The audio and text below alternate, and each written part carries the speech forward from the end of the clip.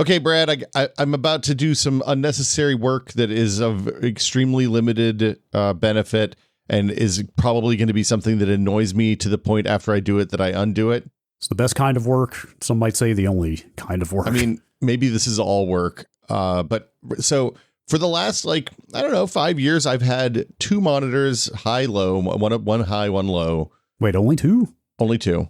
I have a third one for the stream PC off to the side. But okay. Yeah, so I've had them on one pole, on one desk mounted arm, and then I have a split arm dealie. I don't know what you call it. It's like a turn one pneumatic arm into two monitor pneumatic arm deal. It's official. It's part of it's an Ergodox or Ergotron, or I guess Ergotron thing, and I've had that on with both monitors on it for years and years and years. The problem is the monitors are kind of heavy, and when I bump the table, it looks like I'm having like a 8.0 earthquake in here. Okay. Yes, you know what, I can attest from experience sitting on the other end of your webcam. Angry typing will do it. Mm-hmm. Like a gentle nudge, a bump, and I think it's because the camera's attached to the bottom monitor. It's like sits between the two monitors. And I think it's just too much weight for the pneumatics on the arm to kind of absorb. And I think if I moved one monitor to one pole and the second monitor to a second pole, it would be a lower impact on all the poles. Going to be a 2-pole household soon. We might be a 2-pole household. So there is nothing sadder to me. I've got an Echo Gear 2-arm monitor mount. Yeah. That I was sent years ago at Giant Bomb. Mm-hmm. There is nothing sadder to me than when you just barely overload the monitor arm. And it just kind of droops very slowly starts drooping downward. There is nothing more infuriating or more pathetic. Well, and so the challenge I have is like the monitors are mounted on this vertical bar. And if I don't I don't know what the right way to say it is, but like I got to balance them just right, or else like it starts tilting. Mm-hmm. And then also, no matter what I do, the top one's always like 5 degrees off of the bottom one, which makes me kind of crazy. I am embarrassed to admit this, but there was a period of time, it's been years since I did this. Mm-hmm.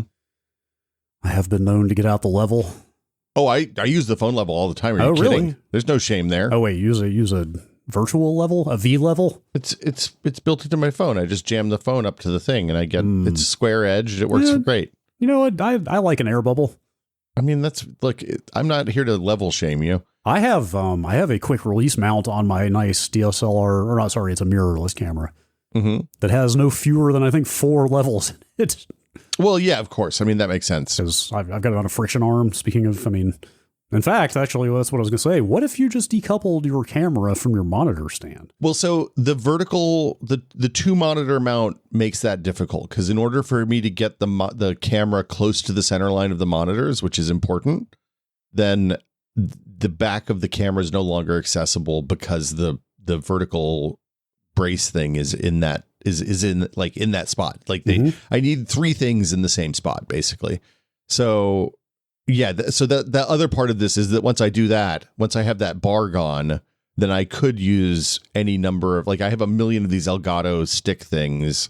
I have a Barazza or a Manfrotto friction arm that rules. Yeah, I was just about to ask. The words magic arm were on the tip of my tongue. Yeah, I don't have room. The problem is that like I said, 3 things need to fit that same physical space. I get it. That magic arm may be the most aptly named product I've ever bought because that thing quite literally feels like magic. Those things are so I have no idea what's going on inside of that thing. So the thing about those is there's things that you buy and you're like, wow, that was a really good deal and it's really useful. And then there's things that you buy that are like really expensive and you're like, God, this is the best thing I've ever bought. And this is definitely the latter because those things are crazy expensive. Yeah. Okay. Yes, actually they are. They're more than I remember them costing. Or maybe I got mine during the pandemic. Maybe it was a little cheaper then. 110 now. They've always been insanely expensive. I thought I remembered it being like 80 when I got mine, but it's indispensable. It is so good if you need to mount a camera in an exact orientation. Just worth it. What do you mount the other end to? Just the clamp on the desk? Yeah, I've got a oh gosh, who makes that thing? Impact? Is Impact a brand? Yeah, sure. It is just a pretty standard like clamp mount sort of thing with kind of standard 1/4-inch holes in it. Yeah, the neat thing about them is that at least the one I have, you move one lever or push one button and it releases all the joints on it. Brad's now holding up a Target bag. Wow. Wow. Hold on. Wait. When you're talking to me, you don't get the good camera out? Sorry, man. Wow. Wow. Okay. It's kind of a lot of setup. I mean, you're not wrong. It's kind of this thing weighs probably close to 20 pounds. So I've got it on the Elgato weighted base. Can I? It's a Elgato key light. Yeah. But I couldn't use the desk clamp that comes with the key light for reasons because I've got that giant cable rack mounted on the back of the desk. And it wouldn't fit. So I had to get the weighted base, which is just literally a 10-pound. Yeah. You see this? Literally just a 10-pound base with a stand. When you use this, hold on. When you use this every day, do you? Yeah. It's not every day. It's like twice a week now. Okay. But go on. But you don't just leave it plugged in and set up on your desk all the time? No, it's a huge eyesore. You and I have very different priorities about keeping the desk clean. It is ugly as sin. It also takes a lot of space. Like I have to move stuff out of the way when I use it. The couple times a week I need a nice camera. See, if you just put it up there and left it there all the time, you wouldn't have to move anything ever. It'd just be done. This desk is still a place that I like to enjoy spending some leisure time. Yeah. And it's nice to get all the things that you do for work out of your face when you're not working. Oh, no. I just need full clutter all the time. I got a thumb drive here. I got some chapstick. I got 2 or 3 pencils. I got a bunch of thumb fingerprint sensors I need to return. I got some camera lenses. You know that whole thing about like when you work from home, like some separation between work life and personal life, Yeah, I don't believe in that though. Yes, clearly. Remember Norm's whole thing about like he needs to shower and put on work clothes to feel like he's at work. Yeah, but that's what he said during the pandemic. I know for a fact that doesn't happen anymore. That didn't last, I see. I don't think it lasted. Okay. Well, anyway, getting that camera off my desk and in the corner of the room is my version of that. Okay. I believe you. In the meantime, if you ever need tweezers, I got them right here because they're just sitting on my desktop all the time. Now, where I might need them. Pros and cons.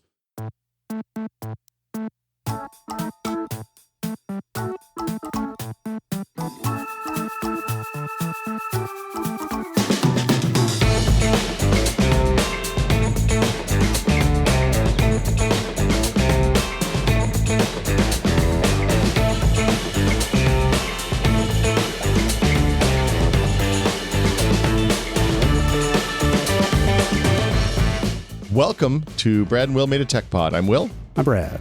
Brad, this week we're doing a little FAQ. Whoa, really? That stands for Frequently Asked Questions. Did you just say FAQ? Everybody says FAQ, right? I've always said FAQ. Okay. I'm going to go ahead and tell you, there was a game, I think it was a ritual game, right? Heavy Metal Fact 2. Fact 2, yeah. Yep. Storm, yep. Yeah. And I was like, they missed a real opportunity by not calling the FAQ for the Heavy Metal Fact 2 the FAKK. But then I guess the whole thing doesn't work. There's a thing there, and I don't know what it is, okay? This is material that only dudes pushing 50 years old or over are even remotely going to care about. Okay, so on that tip, before we get into the FAQ, mm-hmm. I dug out the Zune. We talked about it a little bit last week, I think, right? Yes. Or no, maybe we didn't. Did we? This is a weird situation. I won't get into details, but I was where you were yesterday. I briefly, saw you in person, yeah. And the Zune was there? Yeah. But we did not discuss the Zune. Somebody else showed me the Zune while you were busy doing other stuff. So I finally got the Zune. We talked about the Zune a while ago, I know, okay. And I finally got the right gauge wires to fix it because it needed really, really small wires. And I think the smallest wires I had were like 24 or 26 gauge. So I got some 30 gauge solderable wires. That sounds pretty small. It's insanely small, yes. Maybe the smallest wires I've ever used. And this is a Zune HD, is that correct? This is a Zune HD. Those are the one with the big screen? Well, I mean, it's not a very big screen, but it has the bigger... For the time. It's not. It doesn't look like the iPod Classic. It looks like something... It looks like a tiny cell phone, basically. Okay. So I finally got it fixed, and I started listening to music, and it had all my music from like the early Whiskey Media Basement days on it. Because that was the last time... Like when I was writing Bart into the Front Street office, I was using the Zune on the rig. Man, what a fun time capsule that must be. Okay, I listened to a lot of mashups that are pretty much unavailable on modern streaming services, right? Okay. And I was listening. Some of them are good, like the Danger Mouse stuff and the Girl Talk and all that, real bangers in there. But then I got to the Neil Cicierega section of the Zune, and I was listening to Mouth Sounds for the first time in a really long time, and that album still slaps, but it's also kind of aggressively, like, it builds tension like a Steve Martin stand-up routine from the 70s, where it just never has any kind of musical release at all. It just keeps building and building and building. Ugh. And also, it's all songs that are only like the songs that he samples reference exclusively like late 90s, early 2000s. So it only applies to, like, if I played that album for my daughter, she wouldn't know any of the songs and it wouldn't work. It would just be an annoying album. So anyway, that was weird, but the Zune's awesome. The Zune rips. I'm enjoying. We'll talk about it on a project episode at some point in the future, because I've done some business. Is this just for the nostalgic value, basically? I was looking for a project. I dug it out. Look, that's all the justification you need. Yeah, we found it. I kind of have been thinking about standalone music players lately, honestly. It seems like a lot of people are. What I meant was there's nothing it does that you can't do some other way, though. Like, it's purely just because you want a Zune, right? I mean, it can send, should I ever happen to bump into another another Zune user. This came out yesterday. I could squirt a song from my Zune to their Zune. You already said it. God damn it. Yeah, that's a technical term, Brad. You guys quizzed me for like what felt like 5 minutes yesterday. Yeah. Trying to get me to come up with the branded term for sending a song from one Zune to another. Yeah. The closest I came up with was like bump. Look, the lesson there is that you need to have every public facing company that makes products that are sold needs to have some absolute pervert that knows all of the bad words and all of the potential slurs and all of the shit that you don't want to put on your $1 billion gamble before it's too late. So anyway, yeah. I just ran a little Google search while you can still run Google searches. Yeah. While they still serve classic headlines to you. I don't even want to talk about that. It's made me really angry. For whatever short period of time we have left. The second headline that came up was a Newsweek story from 2006 entitled "Zune Should Go Beyond Squirting." I mean, they're not wrong. Yeah. I carried that Zune for years and I never ever once met another Zune user. So that's dire. Never came up. Yeah. That is dire. I remember at one point, I think Norm and I were joking about doing a video where we would go stand outside the Microsoft offices on Market Street at the time and see if we could find somebody to squirt with. That's real good. Yeah, we never got around to it, but that probably would have done some work. That would have gotten some eyeballs. You think? I don't know. I think that would have played. It was before that kind of stunt video really, like, we were doing really stupid videos at the time. Like, that was when we would go around and like talk on cell phones in different places, and that was a video. I don't know. It was a weird time. I mean, there's like actual utility to that video though, because you want to try the feature and you can't find anybody to do it with. Yeah. And weirdly, Microsoft didn't send us 2 Zunes to test. So, but that's we're not here to talk about the Zune. We're not here to talk about old music players. We're not even here to talk about squirting. No, we're here to answer frequently asked questions, I guess. Frequently asked questions about PC cooling. That is my frequently asked questions. Among others? Well, specifically, yeah. So, Brad, when you built this PC, you chose a controversial path. Maybe not controversial, but a conservative path, let's say. Well, yes and no. It's conservative in some ways, very out there in others. Yeah. So let's say like the size of my case, for example, was one of the less conservative choices. It's absolutely ridiculous for like a multitude of reasons, but it's a really big case. And you put a really huge air cooler on a fairly hot CPU. Yes, at the time it was the first gen Noctua NH-D15, which is their big bruiser of their Incredible Hulk. It's like a 3-tower, 2-tower cooler with 3 fans or something, right? And when I got it in 2023, when I did that first, it was when I did that 7950X 3D build, the short-lived AMD build that I had. And Brad hates AMD, confirmed. Yep. You guessed it. And so at the time, I think that was the biggest cooler that Noctua made, but it was very old. It was like their flagship from way back, like 10 years or something, I think. Like the year after that, they shipped a Gen 2 of that thing that can dissipate way more heat. Oh. But the other thing that happened was I bought that thing for that AMD build, which like that chip, not the coolest thing on the planet, but like reasonably, the AMD chips, Zen 4, were pretty. It's like 150 or 180 watts or something. Yeah. It wasn't a Raptor Lake. Yeah, yes, yes. So they're fairly efficient, and then I promptly, like 6 months later, moved to a Raptor Lake, or Raptor Lake refresh, I should say, 14th gen, which I don't think they make them hotter. No, it's the GOAT for a lot of things. Heat generation, one of them. 250 watts is the kind of boost TDP, is the highest it's supposed to get. Mm-hmm. At any rate, I've kind of been in a holding pattern for 2.5 years on that CPU. But you did the firmware update, so it's safe now. Yeah. Yes, Yeah. All the voltage stuff was fine. I don't think I ever really did any damage to it, as far as I can tell. But I've been having to throttle that CPU pretty significantly ever since, because so Noctua, I don't know about every other manufacturer, but Noctua doesn't put like raw TDP values in their specs anymore, or if they ever did, I could have sworn I don't think they ever did.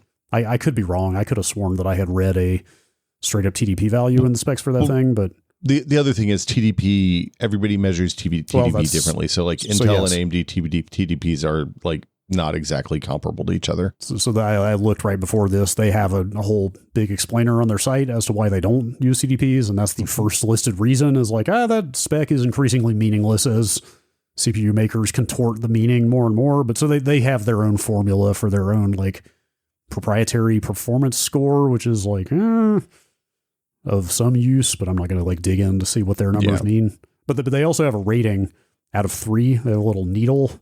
Yeah. With on a 3-segment gauge. Mine was a 2 out of 3. The one I have is a 2 out of 3 for that CPU. In terms of like how effectively it's going to cool. Well, on overclocking overhead is what they call it. Turbo and overclocking overhead. So that's like for the boost stuff. Mm-hmm. But anyway, whatever they say, I was seeing pretty significant throttling when I first installed that chip, playing like Unreal Engine 5 heavy games, for example. Or anything CPU that hits games. the CPU hard is going to throttle on an air cooler with that. Like Intel recommends you paired that CPU with an AIO. Yep, they sure do. So anyway, I've been running that chip capped at 185 watts instead of the full 250 for 2.5 years. But even with that, here's where I'm really going with this.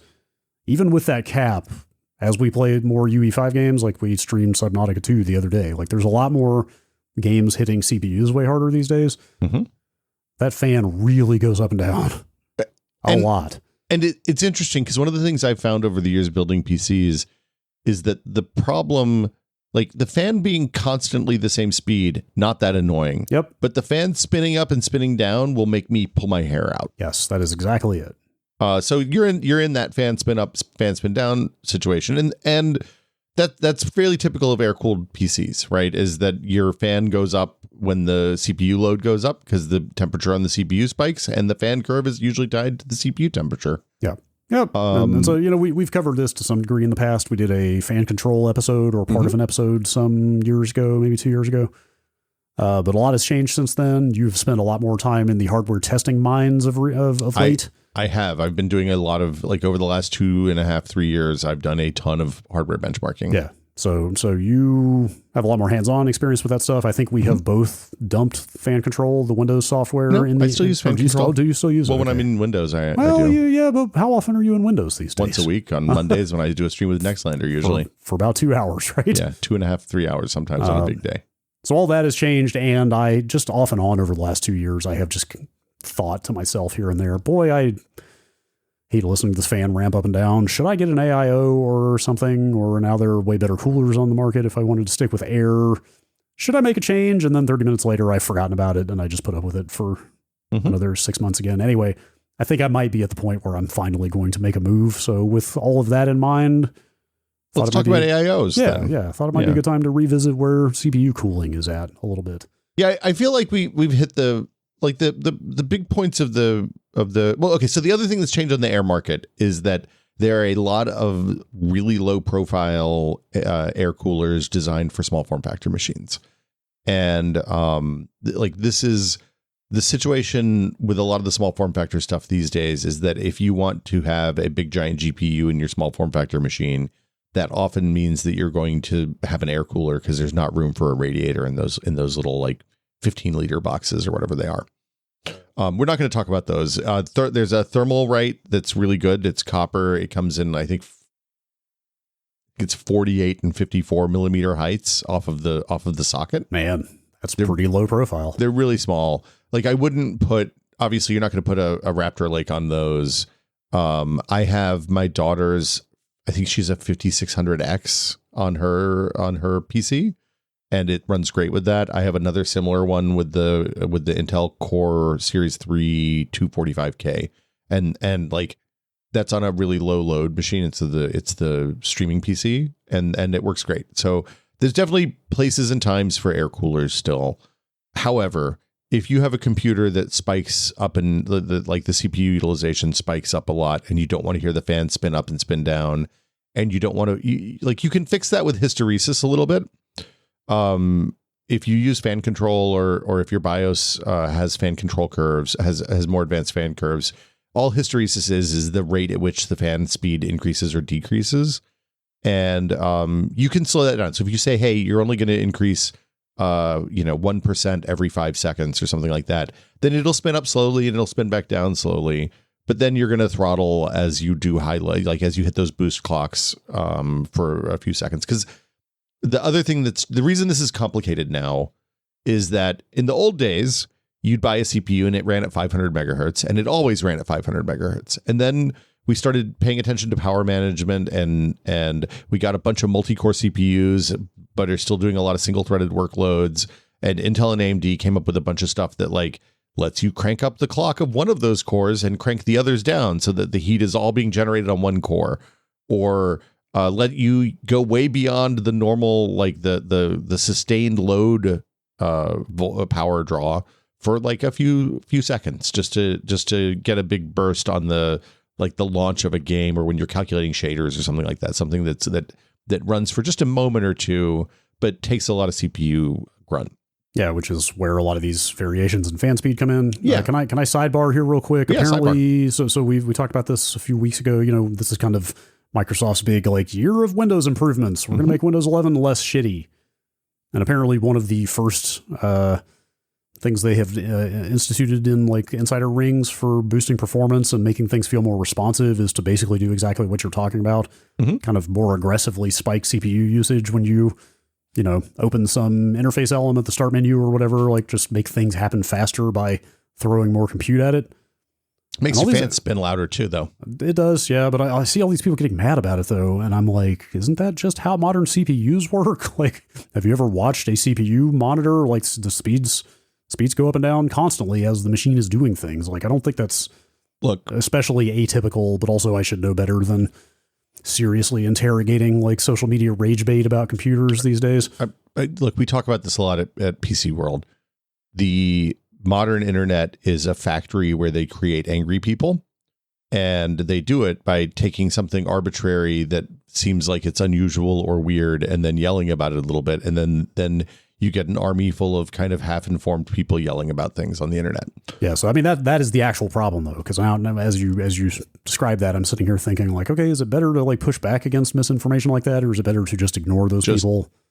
Look, how did it work out for Don Quixote when he went up against the windmills? Yeah, I know. But the problem is in the vacuum that creates, a bunch of people just come to believe all the things that they are being. There's 8 billion people in the world. Yeah. Like we can't fix the stupid people on the internet. Yeah. We can fix the people who listen to the podcast, though. True. That's what we're here for. Yeah.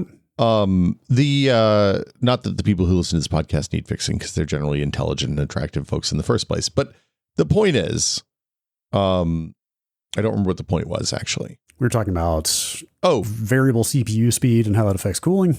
I would argue that the actual solution for Microsoft saying, hey, File Explorer takes too long to open is, they maybe need to like make the new File Explorer as good as the old File Explorer was, right? That is undoubtedly also true. But I've seen other response to that news from people saying like, yeah, Linux does the same thing. Mac OS does the same thing. Like, this is just kind of how computers work. I kind of want to like set up an XP machine with era appropriate hardware and do things like open the start menu and right click on things and open file explorer and task manager. That's a good idea. See how a 64 megabyte computer operates compared to a modern 64 gigabyte computer. I bet that would do well traffic wise. I bet a lot of people would watch that, but I don't have a good 60. Well, actually, I probably do in the car. Anyway, the point is we're here to talk about AIOs, and the solution to this problem. You could do the hysteresis stuff. Not all motherboards support that in the fan curves. Setting up fan control is a little bit of a hassle. I still like, if you are an enthusiast and you want to make a real quiet computer, I still recommend it. I think it's really good. I use the Linux equivalent to that still, which is cooler control.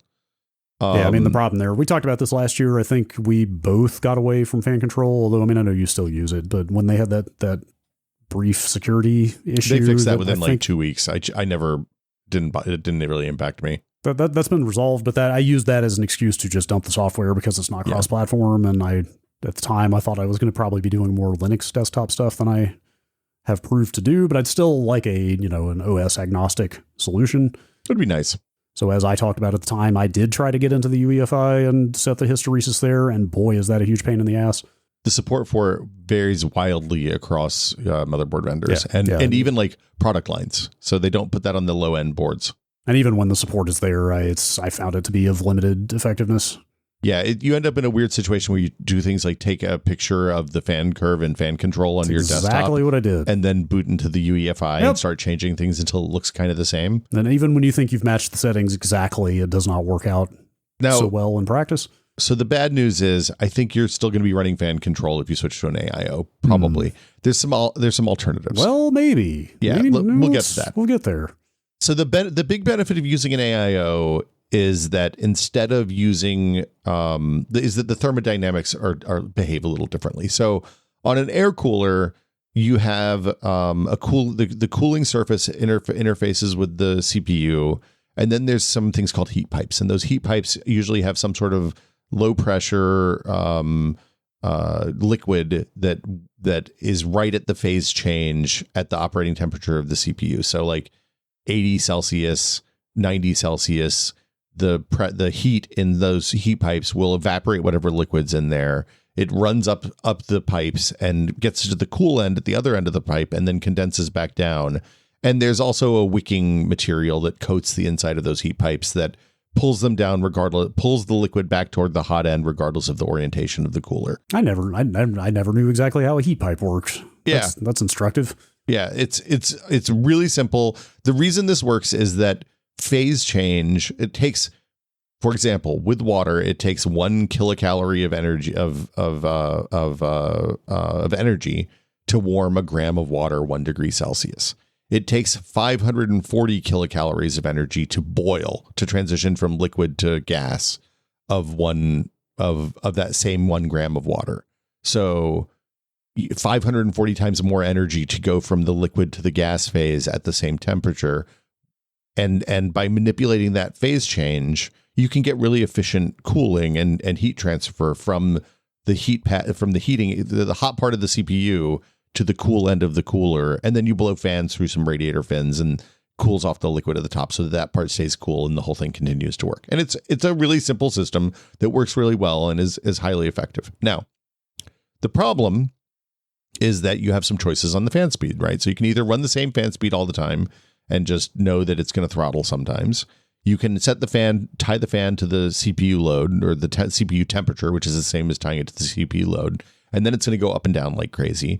And ultimately, there's not really a whole lot of holding capacity for heat in that system, right? So the heat comes in the CPU end and it dissipates out the radiator end and it gets through the air that's blown through it. And that's pretty much the entire complexity of the system. Right, but I'm guessing you need to get rid of the heat pretty quickly, or it's just going to sit in the heat. The excess heat is just going to sit in the CPU, and then you're going to have problems. Yeah, if you soak the radiator and it doesn't get the heat out, then your CPU will throttle because it'll overheat. Right. I mean, and that's the other part about this. The modern CPUs that have throttling, generally, you're not going to do any damage to your stuff by letting it run, by letting it throttle. Right. You're just going to not get the performance you paid for. Yeah. Okay, so now the thing that the AIO does, the thermodynamics of the liquid are interesting because you're you have a lot more carrying capacity for the thermal energy in the water or the coolant that's circulating in your AIO. So what that means is if your CPU spikes up for a second or two, it might raise the temperature of that coolant loop 1 degree Celsius or 2 degrees Celsius. And then the fans will, when the load goes back down, the fans will keep going and they'll just dump that heat back into the case and it'll blow out the back and it'll be fine. So you don't have to make those sudden changes with the water cooling setup. And this applies to both AIOs and discrete, like custom loops. We're not going to talk a ton about custom loops because they're kind of a specialty thing at this point. They're really expensive. They're super a pain in the ass to deal with, in my experience. And they require way more maintenance than an AIO does. Because when you're putting, even if you use distilled water you're putting it in a non-sterile environment and like you have to change it every few months because stuff grows in there. You have to watch out for corrosion. It's like there's a whole host of problems. I remember when water cooling was all custom loops. Yeah. It was a bad time. Yes. I probably mentioned it before. I put a custom loop on that very Athlon Thunderbird that I won at that AMD event that I mentioned last week. It was a mess. Yeah. It used what I'm pretty sure was a small car radiator. Is that such a thing? No, it was a standard radiator. It was a computer radiator. Yeah. Well, it definitely had a fish tank pump. I can tell you that. It was. Yeah. It was definitely a pump from an actual fish tank. Full submersible pumps or submersible pumps. What I mean is nobody was making like computer specific water cooling parts at the time. Yeah. Except for the water block, but I remember getting that from some like relatively boutique little outlet that was machining them. Well, and the problem is when you're doing the custom loop, you have to be aware of things like you can't mix certain types of metals because if you put I want to say it's zinc and copper will basically turn your whole water loop into a giant chemical battery and cause a lot of corrosion on one end and build up on the other. And it's gnarly. Yeah. To be clear, I barely knew what I was doing and did not stick with that setup for long. I also cut a hole in my case at the time to get all the piping through. Well, yeah. And so when I had the custom, now you have cases that have the holes built in. Yeah. You have cases that will accommodate multiple radiators. Like your case will accommodate, I think, 3 radiators if you set your stuff up right. It's wild. The number of radiator mounting options in this, I think I have 4 actually. Like what's the smallest size? 120? Yeah, you can do 120s. There is technically a 4th position in the back on the exhaust fan where they show you can put a 120 radiator in the back. So I could have a lot of radiators in this case if I wanted.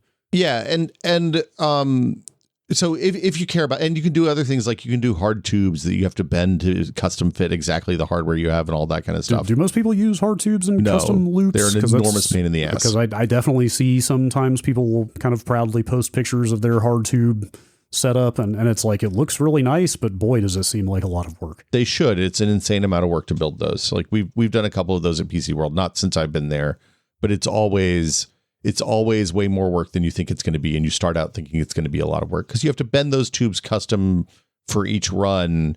And then if you mess up the bend or if you make something too long or too short or whatever, you have to just throw that out and do another one. So anyway, we're not going to talk about the DIY stuff too much. Okay. So what we are going to do is talk about a little bit more of the theory of why these things work and why like what you need to watch out for when you're picking one out. The radiators, you kind of think all radiators are the same, but the benefit of the radiator is that the more surface area you have in that radiator, the more heat you can dissipate by blowing air over it. And that's not just the size of the fans, right? So if you see a 2 by 120 radiator that's 240 millimeters by 120 millimeters, the thickness of the radiator also matters.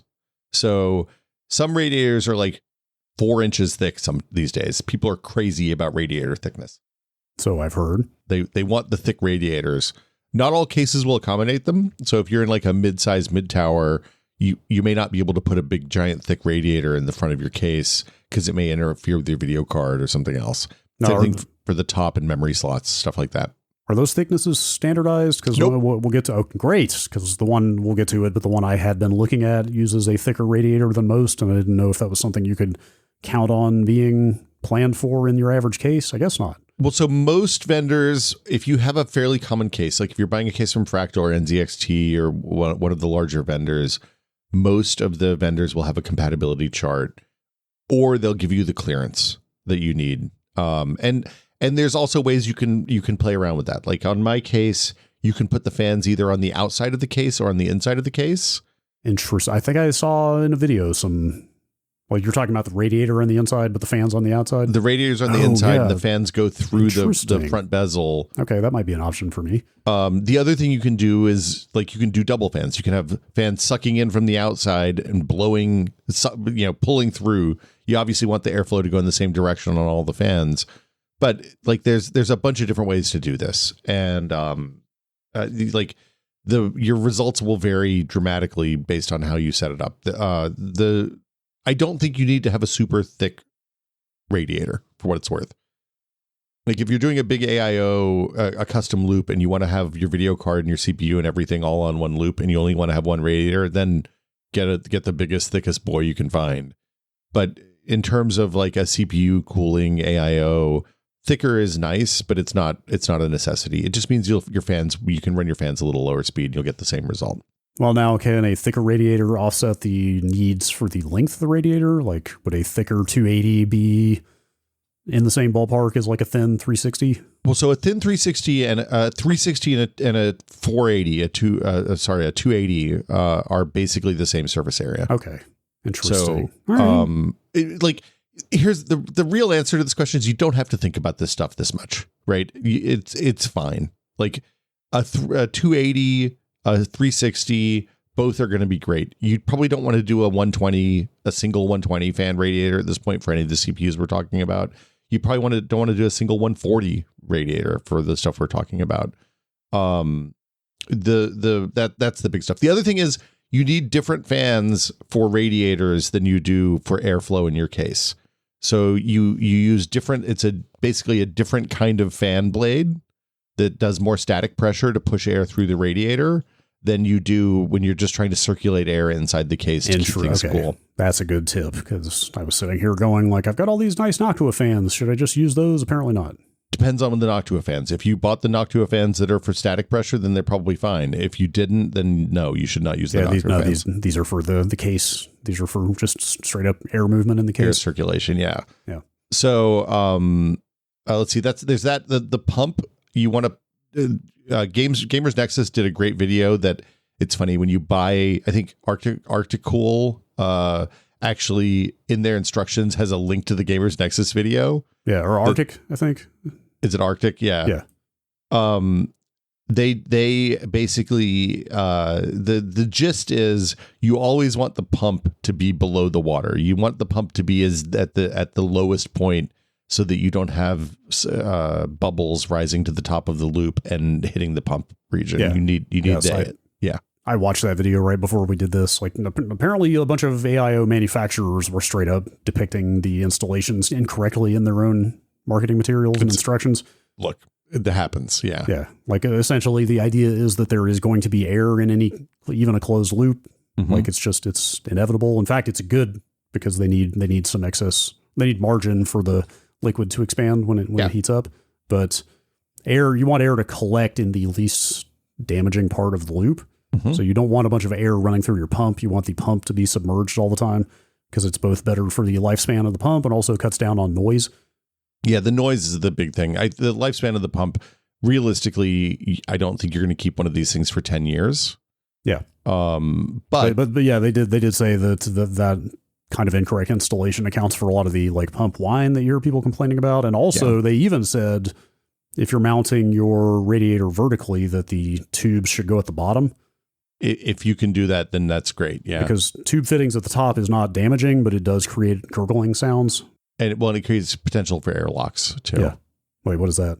Airlock is when you get a bubble in the hose and it prevents the water from pushing through. Yee, that sounds bad. It doesn't happen very often. It's more likely in a DIY in a custom loop.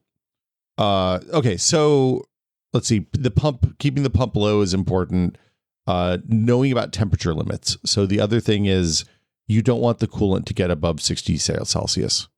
Because it's really, really hot. It's usually not a problem, but you can start to damage your grease breaks down and your pump fittings and stuff break down and the seals break down, and you're going to kill your pump well before you would expect it to if you do that. Interesting. And that's pretty universal across manufacturers. That's what I've always been told.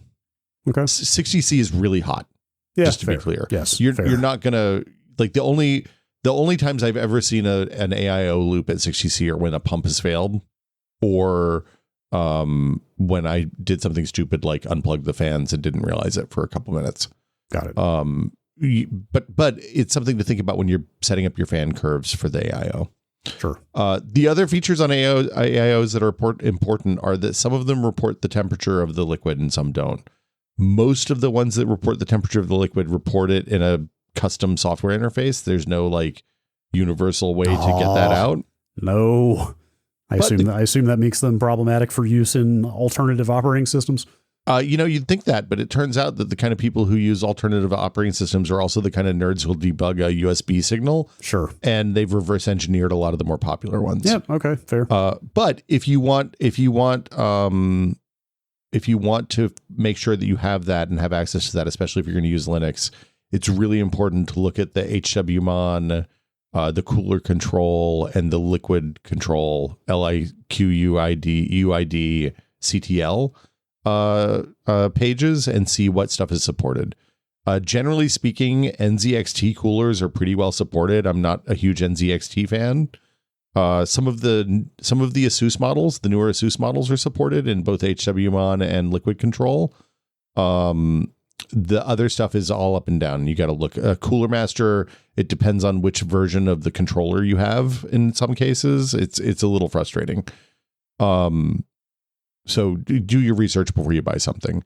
Now, Arctic is an interesting outlier because they don't actually report temperature at all. They instead of using a USB interface for their cooler, they don't do screens or anything fancy like that. You plug the fans into the fan header on the motherboard, and you plug the pump into the pump header on the motherboard, and that's what you get. Okay.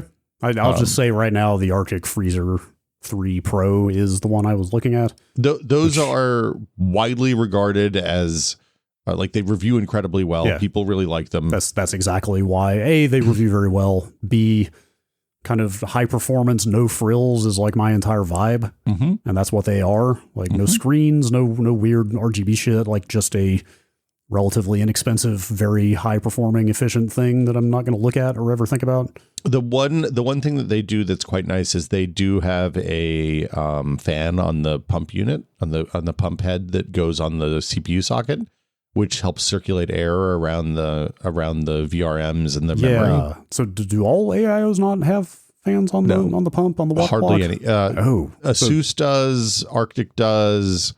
I want to say one of the NZXT ones. Some of the ones with LCDs in them do. They have them hidden behind the LCD. Sure. So why is that necessary, or why is that something that air coolers don't also have to account for, or is that just a nice to have? Like, is that more of a bonus than anything? Well, no, air coolers already have air moving in those areas because they have fans on them. Does it reach the VRMs though? I think it's about not having stagnant air. It's not about. I guess so. They don't need to be actively cooled. You just don't want to have a dead air pocket right on the hottest part of the computer. It seems like on an air cooler, all the air is blowing perpendicular to where the VRMs are, but I guess that's still displacing enough air to make a difference. It's just about, like I said, not having stagnant air there. And when you have like a pump that doesn't have any kind of air moving, if people have like back fans that aren't set up right or don't have top fans blowing down or something like that, then you can get in a situation where there's no air moving at all there. And that's bad. Yeah, that makes sense. Shortens the life. Yeah.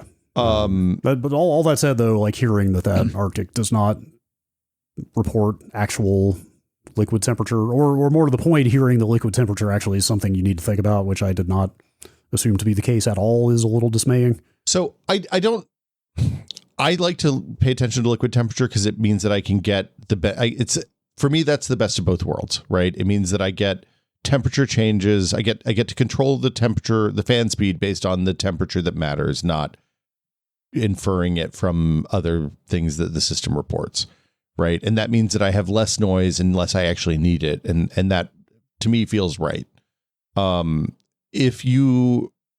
are other alternatives, right? For a long time, when I had a AIO that didn't report temperature, I took the thermistor probe that comes with my motherboard, and I took a piece of Kapton tape and a little bit of thermal grease, and I smeared the thermal grease on the thermistor probe, and I jammed it on the side of the radiator and taped it up there.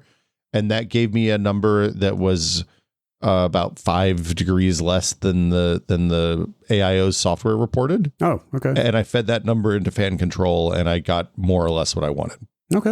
All right. That's an option, I guess.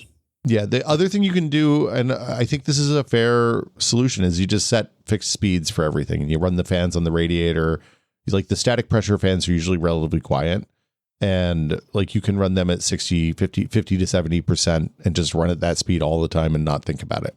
I have to say that is a pretty appealing option to me. The idea of just, but I guess I would probably do some monitoring early on just to make sure. Highly recommend that. Yeah. Like you would want to make sure you don't go too low on your constant speed, but having the speed, like you said at the top of the show, like having a constant hum is far easier to get used to and not be annoyed by than having something go up and down. I mean, granted, I assume fluctuations on this would be way less noticeable than on an air, like a tower cooler, but yeah, the fluctuations on this are really, really low. The hard part actually is getting, if you're fluctuating speed, the hard part is making sure that your exhaust is doing that you're exhausting the hot air out at as fast as it's coming in, because then you can end up soaking the case and making the whole case warm if you're not careful. How about pump speed? Is that something you also need to vary? So pump speed, I usually set a fixed pump speed. I think I run basically I turn it up as loud as it is without making noise that annoys me, okay. and then that's where I stop. That is an easy rubric. Yeah, 50-60% I think is totally fine for the most part. Okay. The things that are important to monitor, I was going to say it's worth monitoring because you do want to keep your liquid under that 60C number. So if you do set up the thermistor, you can set up the curve in your UEFI and have it spike up when you get to like 55C and turn the radiator fans way up, right? And then sure. A, it'll keep it cool. B, it'll let you know that something's going on. You should maybe take a look at it. Same thing for pump speed, but like pump speed, I leave low, and then when the thermistor hits the right temperature, then it goes up. The nice thing about using the thermistor versus the AIO reported temperature is the thermistor you can access in the BIOS because it shows up as just another temperature sensor that the BIOS usually knows what to do with. Not all motherboards support that though, so your mileage may vary. Actually, sitting here, not entirely sure if my board has that kind of support or not. So my ProArt board did, but I had to buy a thermistor. Thermistor cable that went with it. It was whatever. That's fine. That's $5, I'm sure. Yeah, they're like $5. I also had one from an old motherboard that I just never even unwrapped. Yeah, so. I mean the key is just if the sensor header is there or not. Yeah. So that's kind of like that's the gist, right? Is that you if you do this stuff right, like even on Reddits where people complain about PC hardware, I don't see people complaining about leaks too often, or at all, really. Like you have to make a boneheaded decision at this point to make one of these things leak. I have to assume like AIOs have been in production for so long at this point that that's kind of a solved problem. As long as you observe best practices. I haven't had an air cooler on a primary computer since like Nehalem, probably. God, really? It's been a long time. Man, I bought multiples of those 120 millimeter. I think Cooler Master was the first one that did an AIO. They did the ones that Intel was selling, but the Intel was bundling with CPUs for a long time. And I was using those from like 2009, 2010 on. Probably. That's been a while. It's been a minute. And I've never had leakage. I've had pump sty, but that was again on those early 120 millimeter ones. The newer ones, usually generally what happens honestly is that the radiator gets weird gunk in it after a while, and it's just when they cost $80, it's easier to just buy a new one than it is to clean it out. They have gotten wildly cheap. It's insane. I mean, not all of them now. Like there's a newer company called Trikes, which sure does look like Trix until I confirmed it's actually Trikes, TRYX. But like they have been rated super highly recently, but theirs are like all $300 plus because they've got these like gigantic wraparound screens on them and stuff like that. And I'm not about to pay wraparound screen money for something I'm not even going to see. But yeah, I mean, that's the thing is the market has gone toward let's give you an extreme bling streamer PC. Yeah. And if you just want something that does good cooling, then those Arctics are really good at $80. The Arctic 280 millimeter that I was looking at is like $75. It's crazy cheap. But now the asterisk on the Arctics is if you're on AM4 or AM5, they're just normal coolers. That's the thing that has stopped me all this time. Well, so I was going to say the bracket on the AM4, AM5 bracket, you have to take it apart in order to swap the CPUs, which isn't a problem that impacts normal people. Yeah. But for me, when I'm testing stuff, it's always a hassle to have to unscrew this thing. Right. On the Intel side, though, they use a contact frame. Yeah, so sorry, that is not the AMD thing. It's that, since I've been on Intel all this time, that's the thing that I have always held off because of. So for folks who don't know, a contact frame is a thing you basically take off the little metal bracket that has the lever that locks the CPU in place, and you instead put the CPU in the socket naked, which is scary. And then you put this thing over top of it and you screw that down through the 4 screws. Now, their mechanism is pretty good. It's pretty hard to over tighten it. The challenge with this is that if you over tighten or under tighten, then your computer can be unstable. And like it requires, it's A, riskier, and B, fiddlier than I like, especially for non-enthusiasts. Yes. So I have the kind of $15 thermal right contact frame on this Raptor Lake that I think you also have used in the past. Like, I think it's kind of the one most people used when this first became a problem. I swore after I put that thing on, I would never do another contact frame. It took me a whole weekend to get that thing stable. Yeah. Like I mean, just taken like, and to be clear, you can envision what the process was. Because think about how much work it is to take a giant CPU tower cooler on and off. Like I have to pull that thing off, like do some micro adjustments to the tightness of the screws on the contact frame, like build the whole tower assembly back up, try booting it again, use it to see if it was stable. Half the time it wouldn't even get past post, but occasionally it would do a little better. But it was that for a whole weekend over and over. So the good news is it's been a while since I worked on this, but I don't think you have to take the whole thing apart to adjust the tension. In this case, it would be less work purely because you're not doing a giant tower cooler on top of the frame. Like the frame is the thing that the thing mounts to. But and I assume, I would like to think their install is maybe a little more foolproof than that little, because I mean, that thermal right is literally just a little machined piece of metal and some screws. That's all it is. I would assume this is maybe a little bit more robustly designed, but I don't know, man. So on this one, whenever I do one of these in the lab, I always read the instructions because they have some really explicit instructions about hand tightening it. And then you do like a quarter turn past hand tight. And that's the right amount.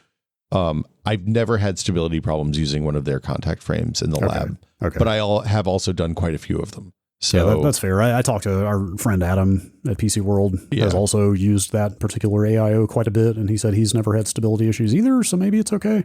For what it's worth, that's the AIO we use for CPU testing in the PC World lab. I mean, that's a pretty good vote of confidence. I don't know.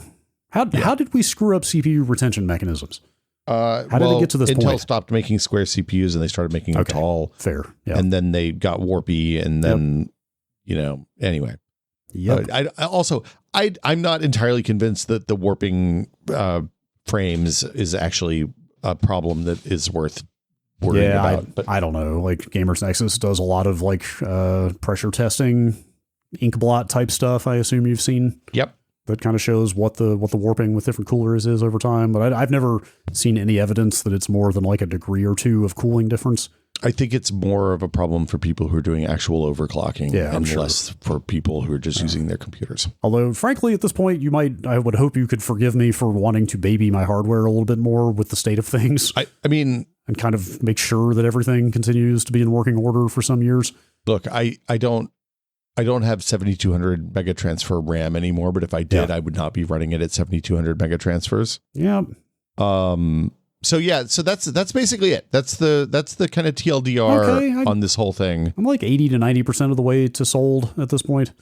I'm going to go and tell you from a noise perspective, people always talk about overclocking with AIOs. For me, the noise is the more important thing. Oh, totally. I will never overclock again. CPUs got too fast. Yeah. B, I don't care. Yeah. But I am ready for a quiet PC. I'm ready for a what's the opposite of rowdy? Like I'm ready for a docile, sedate, steady, consistent PC. Like not just quiet, but I want it to be roughly the same volume all the time. Have you considered a Mac Mini? It's got some advantages. Yeah. Actually, was it on this show that you suggested this, or was it some people on our Discord that floated the idea of like still having the big beefy gaming PC for such needs as require a gaming PC, but then using like a mini PC or Mac Mini style thing for like, that really fucked me up. Frankly, when I heard when I heard that whole philosophy described, I was like, man, I'm sitting around with this gigantic machine. I know that the graphics card runs at like very low power draw. Not really when you're not playing. Well, but certainly lower than when you're playing games. Like, well, yeah, like the fans don't even spin on the GPU when you're not playing a game. Look, I'm using 20% the power right now that I use when I'm playing a game, but it's still 10 times the power that my laptop draws. Well, that's what I'm saying. Like, I know the PC throttles quite a bit from what it would be at full load, but even then, like how much, that's still 10 times more than a little mini PC for a use case that a mini PC would serve just fine. The real answer is probably you have quite a nice laptop, and you should probably just plug in the laptop if you're not doing gaming stuff. That's fraught for a whole bunch of other reasons. Do you know how bad Macs have gotten at outputting to non-Apple monitors? What? Are you familiar with that? No, you just need like 5 dongles. No, it's not that. It's that they don't scale to common resolutions well in a lot of cases. What? You should go look it up. It's crazy. It seems like an insane thing for... You have like 2560 by 1440 monitors, right? You would think that would be just fine, but a bunch of common resolutions macOS will not scale to very well. Oh, that's obnoxious. Yeah, it's terrible. Like, it's not that it's not usable, but like it's been so long since I tried it. I can't remember exactly what the specifics were, but it's like font scaling and stuff like that just ends up looking a little bit jank on non-Apple monitors, which is ridiculous. My choice to learn how to use Linux feels better every day. Yeah. So yeah, I guess that's it. If people have more questions about this, next week is a Q&A episode, so fire them into the email at techpod@content.town. I'm happy to answer what I can. Yes, we do have a little section here about custom loops, but I don't think that... I think we hit most of the stuff in there when we were talking about the beginning. I mean, since this is a fact, let me just hit you with a couple. Yeah. When you have a custom loop, as they are conceived today, not the janky shit I was using 20 years ago, but like the stuff you would get from a major vendor these days and assemble yourself, can you set the PC on its side, or is that a bad idea? It depends on whether it depends on how you build the loop. Okay. So if you have a reservoir that seals, so usually on a custom loop, the main parts are a pump that's built into a reservoir, so you have more liquid in the loop, which gives you more kind of carrying capacity for heat. Got it. You have 1 or 2 radiators usually, and then you have cooling plates for the CPU and possibly the GPU as well. And if your reservoir pump combo accommodates multiple orientations, then you can lay it on its side. Got it. Like you're talking about to work on or to run? Yeah, these days I like to set a PC on its side to work on it. I would always drain it before I put it on its side. Okay, that alone means I will never touch custom loop again. Here, too much work. The fundamental thing about the custom loop is if you build the computer and then you don't touch it for the life of that computer, custom loops are pretty rad. They require more maintenance because you do have to change the water every 3 to 6 months. My giant case straight up has, or maybe this is common on most cases, but this case has a fill. It's not a valve, but a fill, like an intake. Really? Cut out in the top. Yeah, you can align. You can put a align you can align the fill line of your reservoir to the top of the case, so you don't have to take the case apart.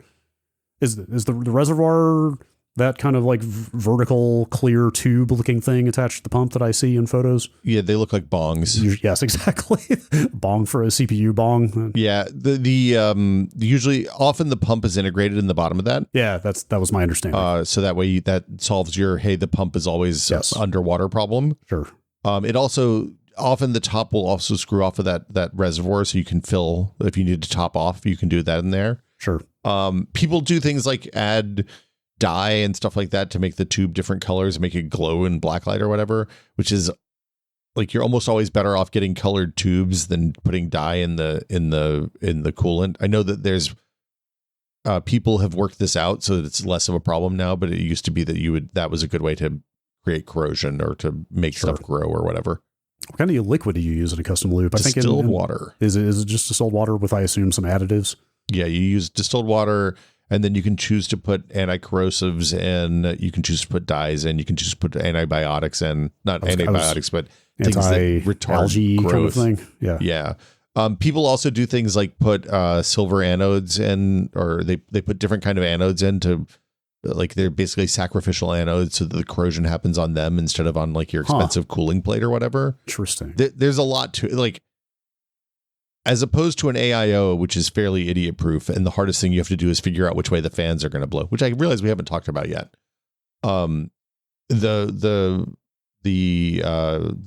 custom loops you have to actually, like, one should not idly decide they're going to build a custom loop and then just go buy a bunch of stuff. You should do some reading and watch a bunch of videos and understand how it works. Well, and the other thing is, and I kind of knew this, but when I really started looking for 5 minutes, when I first got interested in doing liquid cooling again, I spent 5 minutes looking at custom loop gear and then quickly concluded that if I were to do like a whole loop that included a graphics card, custom water block, and the whole thing, like, it seems like you're looking at like $1,000 to build something like that out. And like, no, thank you. It's a huge investment, especially the GPU blocks.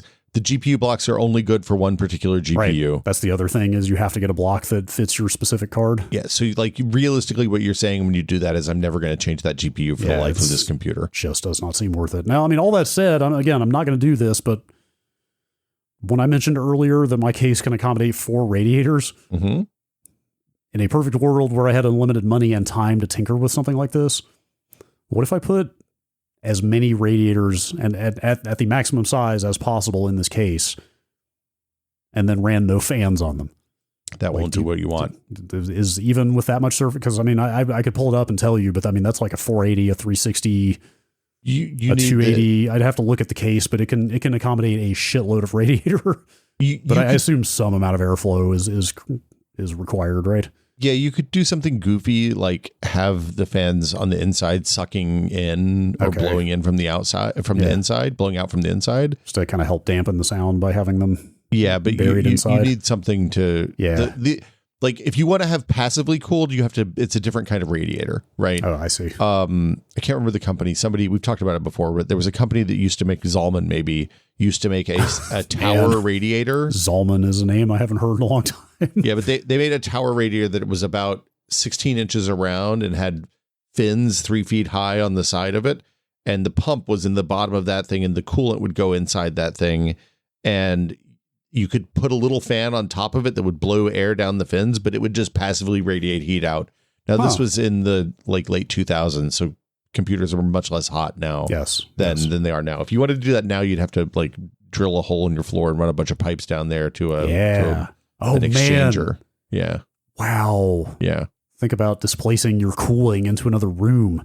So Linus Tech Tips did this a few years ago. Of course. I idly, when we first started doing this podcast, I idly said, man, I'm tired of being in my office and it being 90 degrees in here. And somebody was like, well, this guy did a video about this. And then I went and watched the video. I was like, there's no way in hell I'm doing this. This is a disaster. Yep.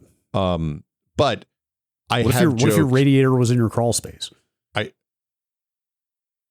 It would be nice to have radiant heating for the floor. How effective are slugs at dissipating heat? Well, it's snails. Or snails. I think they're mostly dead, so it's probably no problem. Fair. But the bigger issue is I don't think I want the PC to be the main heat for the house, which is what that would end up making it. And also I'm on a standing desk now, so I'd have to have some sort of hose system that goes up and down with the desk.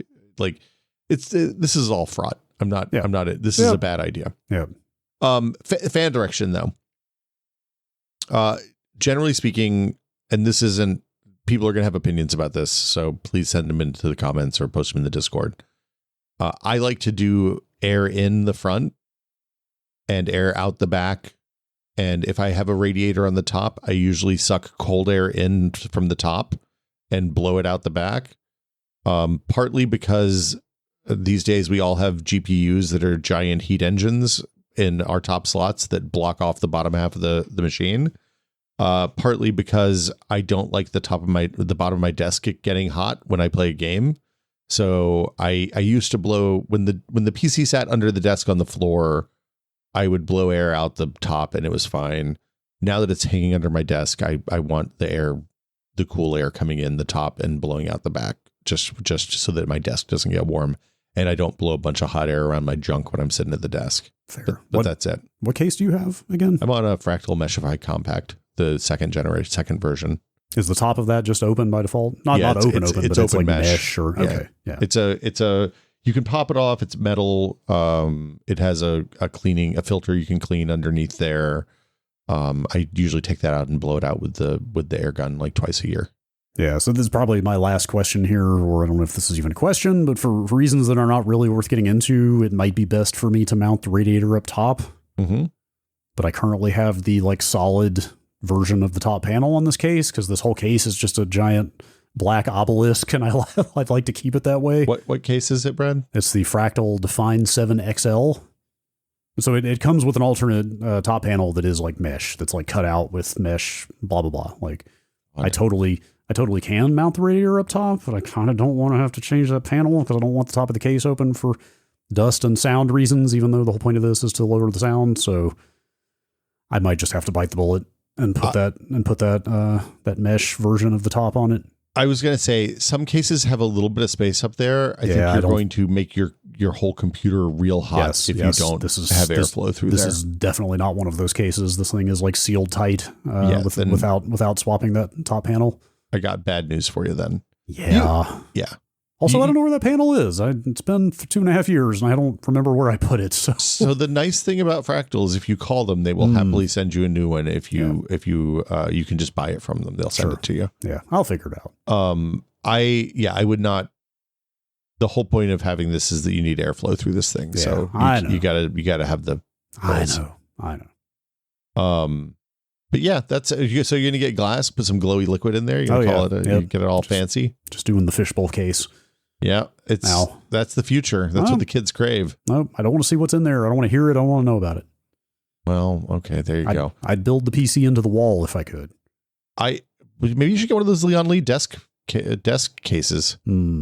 They have. We talked about it on the Full Nerd a couple weeks ago, but they have it's like a sunken panel.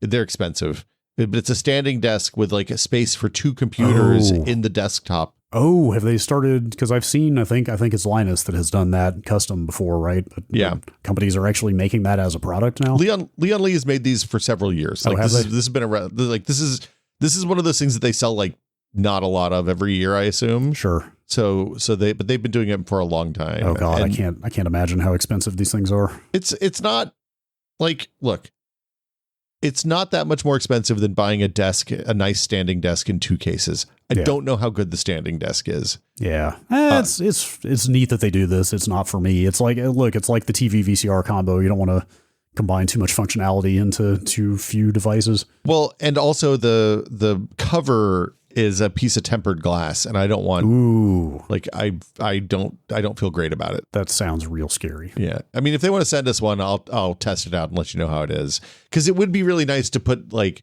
I could put my stream PC and my gaming desktop in that thing, and then just have nothing else around, which sounds pretty nice. From a clutter reduction standpoint, I can see it for sure. Yeah, but I put too much crap on my desk for the tempered glass to be a viable solution. Yeah. Also, do you want your desk making noise though? Probably not. Like my computer's quiet, man. Yeah, that's the goal.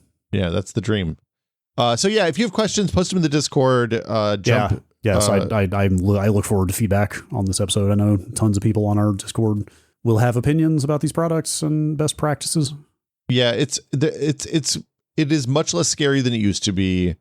I know some people in the Discord really dislike AIOs. We can talk about it. Yeah, I mean, that's where I've been for all these years. Like, I just enjoy the simplicity of something that I know leaks are not really a realistic problem, but like something that by definition can't leak, like you can turn the PC any which way. It's just simpler, but also the noise is kind of driving me crazy. Well, and to be clear, when you're doing an AIO, I would absolutely lay it on its side without any hesitation. Yeah. It's just the other. You want to give it a minute when you fire it up for the bubbles to work out, but yeah, it's no big deal. And if you're not in the Discord, you want to get in the Discord, you can go to patreon.com/techpod, where for $5 a month, everything else is more expensive, but you know what's still the same price? What's that? The Patreon for TechPod. That's right. 6 years and counting. 6 years? God, we've been doing this for that long. Well, the Discord I think it'll be 7 years on the podcast in September, I believe. Wild. But I think we just passed 6 years on the Discord at the same price. Yeah, same price. The inflation can't beat the TechPod.